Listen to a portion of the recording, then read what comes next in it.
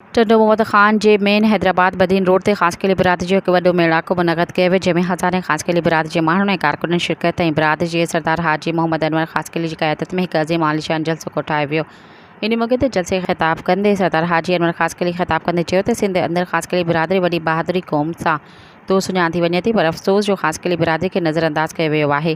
केतिरा ई पढ़ियल असांजा नौजवान बेरोज़गार बणियल आहिनि ऐं असांजे केतिरनि ई ॻोठनि खे हिन वक़्तु बुनियादी सहूलियतुनि खां महरूम रखियो वियो आहे, पर हाणे असां बिरादरी जे बुनियादी मसइलनि ते भरपूर नमूने सां आवाज़ उथारींदासीं।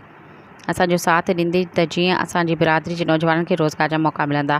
मायूसी ख़तमु थींदे हुन चयो त असांखे यकीन आहे त सिंध में तकरारी 6 केनालनि जो मसइलो बि पीपल्स पार्टी हल कराईंदी ऐं तमामु जल्द वफ़ाक़ सरकार खां नोटिफिकेशन जारी करायो वेंदो। सिंध जो पाणी असांजो जियापो आहे। हुन वधीक चयो त असां पंहिंजी बिरादरी जे नौजवाननि खे रोज़गार ॾियण लाइ मुख़्तलिफ़ ॻोठनि अंदरि स्कूल खोलिया वेंदा, त जीअं असांजे मुस्तक़बिल जा नौजवान सुठी तालीम हासिल करे पंहिंजो नालो रोशन कनि ऐं मुख़्तलिफ़ ॻोठनि में सिखिया सेंटर खोलण लाइ जल्द रोज़गार जा मौक़ा ॾींदासीं। हिन मौक़े ते मुख़्तलिफ़ ज़िलनि मां आयल ख़ासि क़िले बिरादरी जे हज़ारे नौजवाननि बुज़ुर्ग सरदार हाजी मोहम्मद अनवर ख़ासि क़िले ते मुकमल एतमाद जो इज़हार कंदे चयो त असांजो साथ मुकमल हर वक़्तु रहंदो। जलसे खे अली अकबर ख़ासि क़िले, दिलदार ख़ासि क़िले, रज़ा मोहम्मद ख़ासि क़िले, मंसूर ख़ासि क़िले में ख़िताब कयो।